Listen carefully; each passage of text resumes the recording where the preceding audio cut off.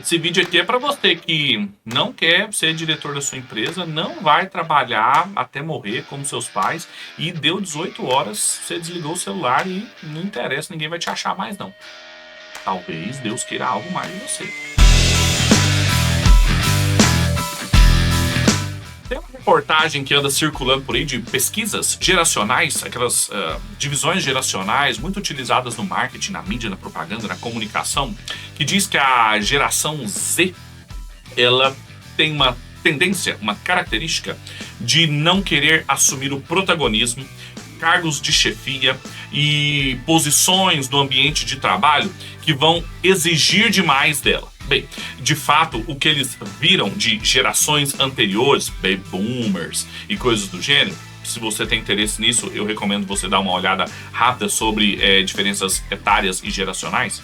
Mas basicamente o baby boomers, essa geração de 1945 em diante, provavelmente os meus pais, eu sou um millennial, e os seus avós, eles trabalhavam, simplesmente isso. É chamada baby boomer, inclusive, por causa desse boom de bebês depois da guerra.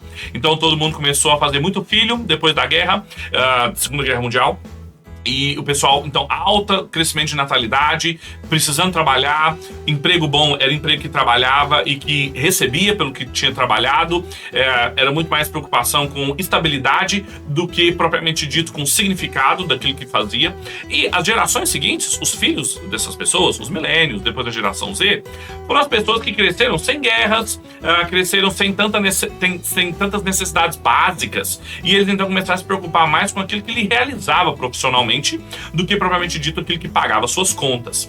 Bem, o que aconteceu? Essas pessoas viram o ritmo de trabalho dos fundadores dessa civilização onde eles cresceram e disseram: não queremos isso para nós, não queremos trabalhar desse tanto. De fato, isso é um ponto legítimo, porque em nome dessa estabilidade, desse trabalho, essas pessoas trabalharam assim até enlouquecer. Trabalharam jornadas de serviço assim que são desumanas, feriram todos os códigos trabalhistas de diversos países e que de fato não tem virtude nisso. O trabalho ele também pode se tornar um vício. Agora, por outro lado, é importante pensar que decidir também trabalhar pouco não é por si mesmo uma virtude. Na verdade, isso pode inclusive esconder um vício. Por quê? Porque a Bíblia deixa muito claro em diversos contextos de que jovens foram chamados também para liderança. Existem figuras na Bíblia, eu vou lembrar apenas uma delas porque ela está inserida num contexto de faixas etárias muito claro, mas tem diversas na Bíblia, pessoas jovens que assumiram responsabilidades, protagonismo, lideranças porque Deus quis isso delas. E não porque elas não queriam trabalhar muito ou achavam que o sucesso e a realização delas não estava em assumir esses cargos. Na verdade, isso não pode ser um critério para um cristão. Seja ele jovem ou mais velho, o critério do cristão é o que Deus quer de mim e o que eu vou precisar para realizar isso com obediência. Com certeza eu não vou precisar me matar de trabalhar para isso, porque não há virtude nisso. Deus deixou muito claro um ciclo de trabalho e descanso. Nunca trabalhe ininterrupto, mas também nunca descanse ininterrupto. Vou dar um exemplo para você de um jovem pastor chamado Timóteo, que assumiu uma igreja grande, uma igreja em que Paulo foi pastor ali em Éfeso, depois Timóteo foi pastor e muito provavelmente João, o apóstolo, foi pastor. Imagina, ele foi pastor numa igreja em que o apóstolo Paulo tinha sido pastor antes e que o apóstolo João vai ser o pastor depois. E Timóteo tá ali com uma igreja numa grande cidade, numa igreja com grandes desafios. Paulo escreve 2 cartas para ele, mas Paulo o tempo todo está o encorajando a assumir responsabilidades diante de falsos mestres, provavelmente mais velhos do que ele, a assumir responsabilidade por pessoas que ele deveria encarar como seus pais, como suas mães, mas ele era responsável por elas. Veja, ele tinha responsabilidade por pessoas na mesma faixa etária que ele, para tratá-los como irmãos e irmãs com toda a pureza, ainda com preocupações de ordem sexual quando o trato dele com mulheres.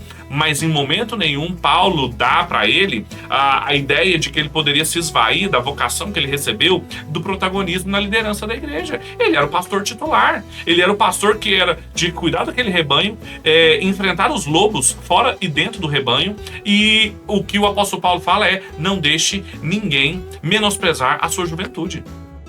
O problema estaria nas pessoas menosprezando a juventude dele. O problema que a gente está enfrentando hoje são as pessoas se menosprezando ou encarando a sua juventude como um critério limitante. É preciso tomar cuidado. Eu entendo que uma geração que cresceu com tudo à sua disposição e que não precisa levantar uma civilização como os nossos pais, os nossos avós, ela vai se sentir muito mais confortável e, claro, vai ter o privilégio de poder trabalhar com aquele que gosta. Isso é um grande privilégio. Mas muitas vezes Deus pode querer dessa pessoa mais do que ela está disposta a entregar. E é preciso saber se ela vai deixar de entregar por conforto pessoal, e aí isso é um vício, ou ela vai deixar de fazer uma série de outras coisas, inclusive, porque ela está servindo e respondendo com obediência o que Deus tem para ela.